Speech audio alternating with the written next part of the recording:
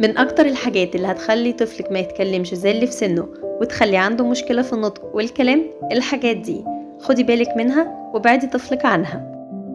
رقم 1: الشاشات والموبايل بلا منافس هما رقم 1 في ان طفلك يتأخر في الكلام، فبعدي طفلك عنهم قدر الإمكان، خاصة لو طفلك أقل من 2 سنين.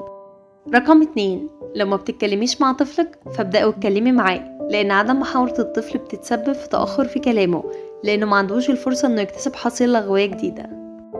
رقم 3: لو انت او انت من الاشخاص اللي بتحب تسمع كلمات اطفالها الغلط وتكررها تاني علشان خاطر طفلها يكررها تاني وتضحك، فاحب اقولكوا بطلوا العادة دي، عشان انتوا كده بتتسببوا في ان طفلكوا يتأخر في الكلام.